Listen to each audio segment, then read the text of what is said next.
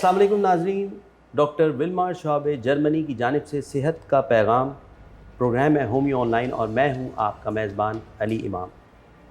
आज हम एक दफ़ा फिर आपके सामने हाज़िर हैं एक नई एपिसोड लेके, और उसके लिए ज़रूरी है जो सबसे इम्पॉर्टेंट चीज़ जो मैं हर शो में आपको बताता हूं कि ये प्रोग्राम आप हमारे यूट्यूब चैनल पर, शॉब पाकिस्तान के यूट्यूब चैनल और हमारे फेसबुक पेज के ऊपर आप देख सकते हैं।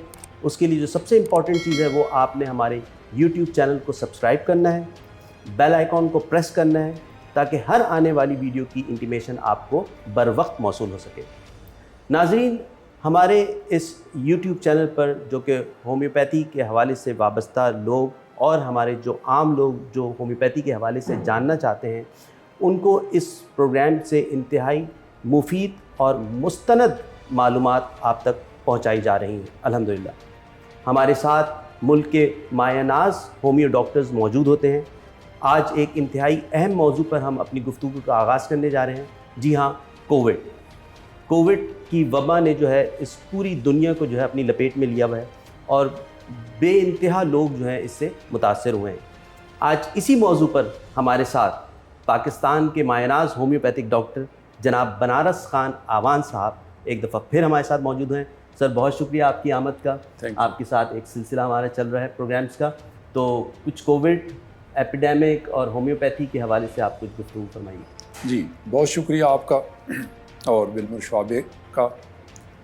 देखिए, कोरोना वायरस जिसे कोविड-19 का नाम दिया गया, सबसे पहले आप जानते हैं चाइना से कहा जाता है प्रोड्यूस हुआ और सारी दुनिया में फैला और फैल रहा है और खौफ व हरास फैला रहा है।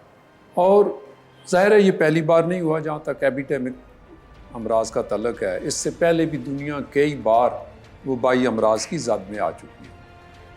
ताहम बनी नौ इंसान के लिए ये बात नहायत तसल्ली बख्श है कि होम्योपैथी ऐसे एपिडेमिक में हमेशा से मस्बत और बाअसर किरदार अदा करती चली आ रही है।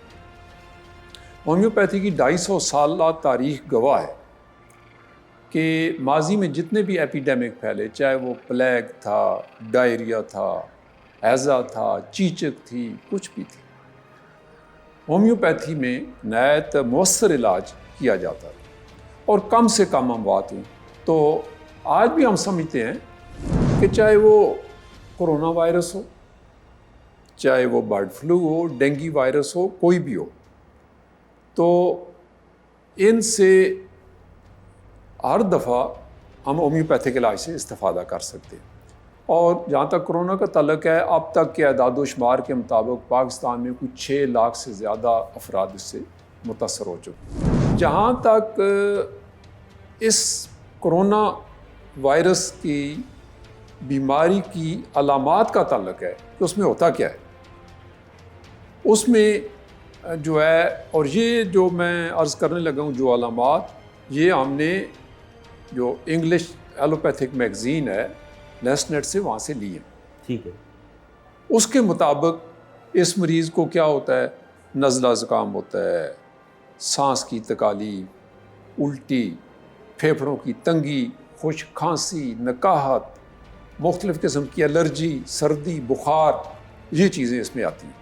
और बाज़ मरीज़ों में डायरिया की भी शिकायत होती है। तो ऐसी जो भी अलामात होती हैं वो हम लोग क्या करते हैं बतौर होम्योपैथ कि जैसा मैंने अर्ज़ किया कि ये हम अलामात पर दवाई देते हैं, तो हम हर मरीज़ की इंडिविजुअल अलामात नोट करके उनके मुताबिक जो दवाई उसको मैच करती है, जिसको हम बिल मिसल कहते हैं, वो दवा देते हैं और मरीज़ ठीक हो जाता है।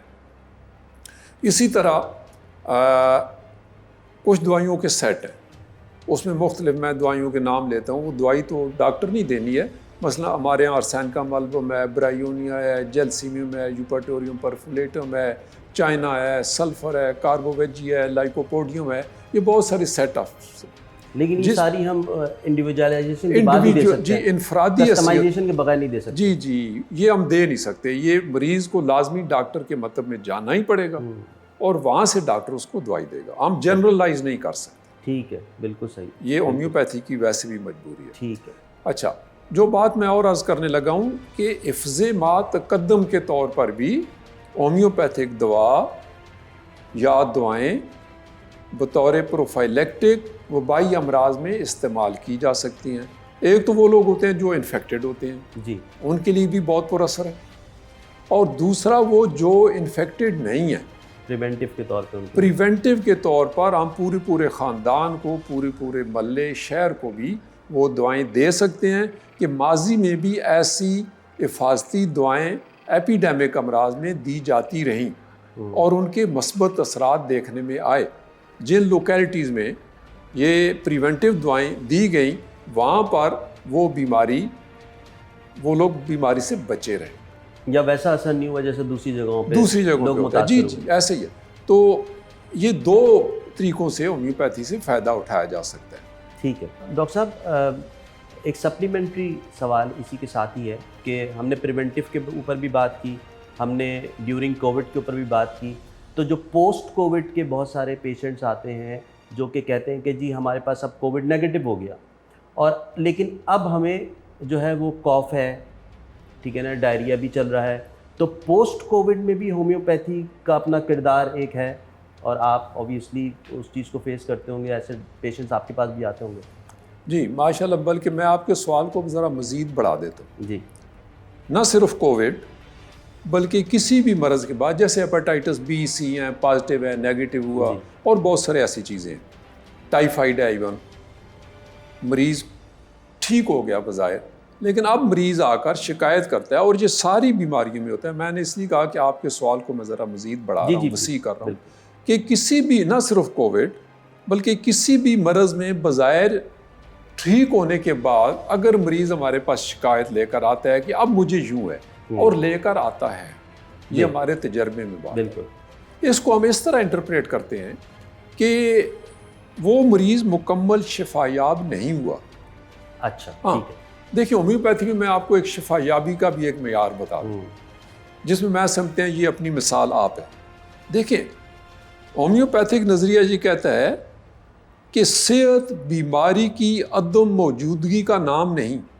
ٹھیک ہے, یہ بڑی غور طلب بات ہے, بڑی امپورٹنٹ بات ہے. جی, صحت بیماری کی عدم موجودگی کا نام نہیں. اس کی تشریح ہو جائے کہ بیماری کی عدم موجودگی سے آپ کیا مطلب لیتے ہیں. جی, آپ کے سارے لیب ٹیسٹ ٹھیک ہے, ٹھیک ہے, کوئی لیب ٹیسٹ کوئی فائنڈنگ آپ کو بیمار ہونے کا فتویٰ آپ پر نہیں لگا سکتی, آپ ٹھیک نہیں ہیں. اور عموماً ایسا دیکھنے میں آتا ہے, ایسا ہوتے ہیں جی ڈاکٹر صاحب پتہ نہیں میں سارے ٹیسٹ کرا چکا ہوں لیکن طبیعت کچھ پوچھ مردہ سی رہتی ہے, اداسی, مزہ نہیں آ رہا زندگی میں, کوئی چارم نہیں ہے. آپ نے اکثر دیکھا ہو ایسے ہی. تو ڈاکٹر نے مجھے کہا تھا ٹیسٹ کرائیں, سارے کرا لیے. تو یہ میرا مطلب ہے کہ صحت بیماری کی عدم موجودگی کا نام نہیں ہے. تو ہومیوپیتھی جو صحت کی تعریف کرتی ہے, یہ بھی میں آپ کو گوشت دیا تھا. ہومیوپیتھی کہتی ہے کہ صحت تینوں لیولز پر توازن قائم رکھنے کا نام ہے. 3 لیول بتائیں کون کون سے؟ جسمانی, ذہنی اور جذباتی.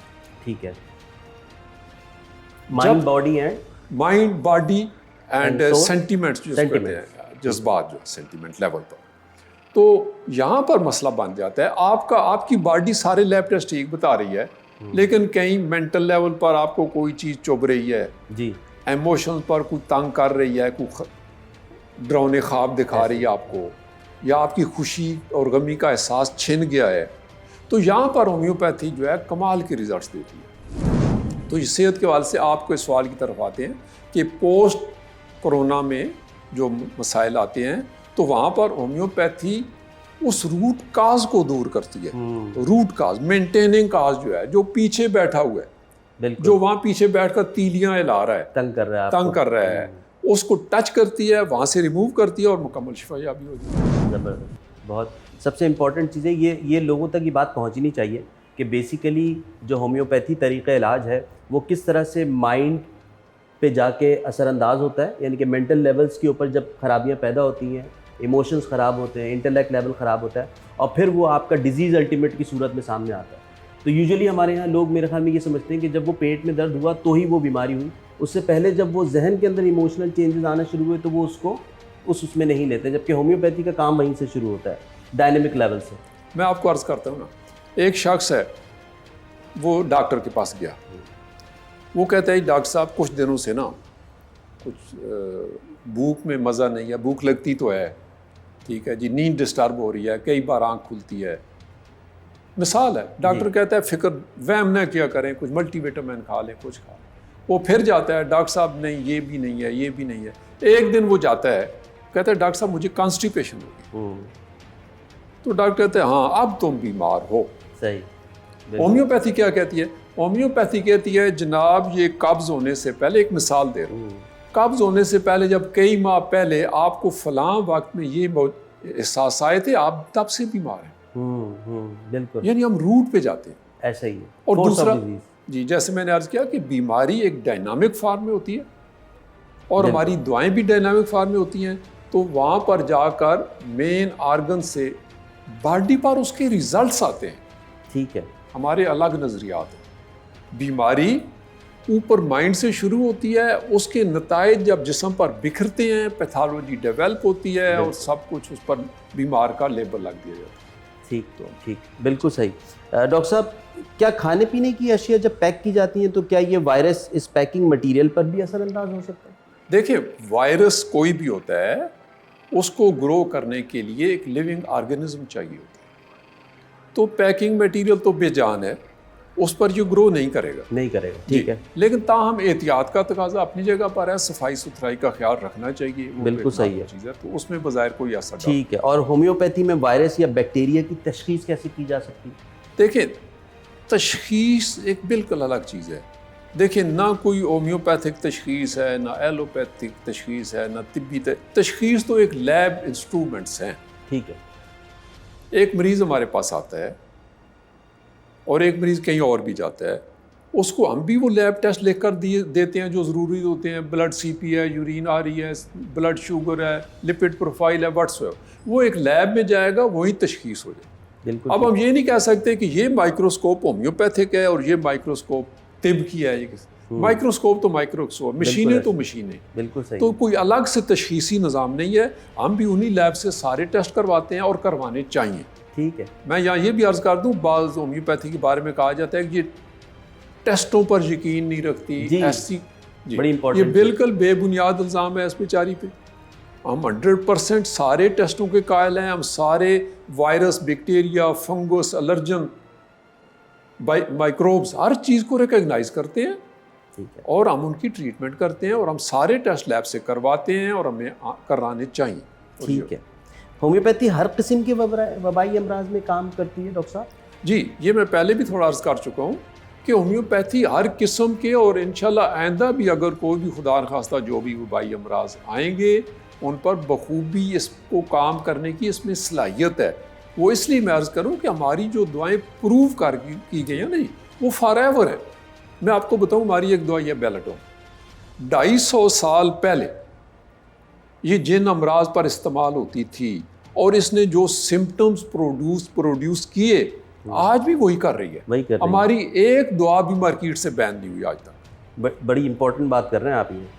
یہ آن ریکارڈ ہے. بالکل آن ریکارڈ ہے. ایک دوائی بھی وہ چینج ہم نے مارکیٹ سے واپس نہیں لی جی اب یہ یوں کر رہی ہے یوں کر, نٹ ایٹ آل. جو آئی ہے فار ایور آئی ہے اور ابھی تک وہی رزلٹ دے رہی ہے جو 250 سال پہلے دی. وہ اپنی پوری کوالٹیز کے ساتھ موجود ہے, پوری فل کوالٹی کے ساتھ, اسی طرح ایفیکیسی اس کی ہے اور وہی اسی طرح ماشاءاللہ کام. بس دینے والا پراپر ہونا چاہیے جس نے ہومیوپیتھی پراپر پڑھی. یہ بات آپ نے بہت اچھی کی. دینے والا امپورٹنٹ چیز ہے نا کہ دوائیاں ہماری جو ہیں وہ اپنی تمام تر صلاحیتوں کے ساتھ موجود ہیں, لیکن جو دینے والے کی صلاحیت ہے وہ پوری ہونی چاہیے اور ایسے لوگوں کو سامنے آنا چاہیے.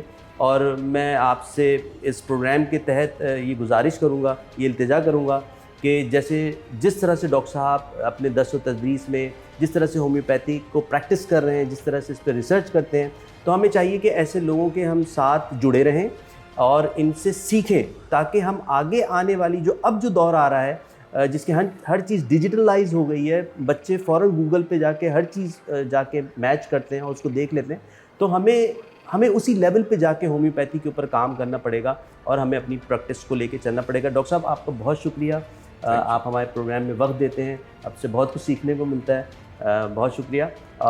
یہیں پہ ہم اپنے پروگرام کا اختتام کرتے ہیں اور ہمیں خوشی ہے کہ شعبہ جرمنی کی جانب سے پیش کردہ اس پروگرام کو آپ نے سراہا. شعبے کی یہ کاوش بنیادی طور پر ایک سوشل سروس ہے جس کا مقصد صحت و علاج کے متعلق مستند معلومات اور آگاہی فراہم کرنا ہے۔ اس سوشل سروس کے لیے شعبے جرمنی اور پاکستان میں ان کے ایکسکلوسیو پارٹنر ڈاکٹر حمید جنرل ہومیو پرائیویٹ لمیٹڈ اور دارالادویات کی خدمات قابل ذکر ہیں۔ انشاءاللہ اس سلسلے کو ہم اسی طرح لے کے آگے چلتے رہیں گے۔ اپنے میزبان علی امام کو اجازت دیجیے۔ اللہ حافظ۔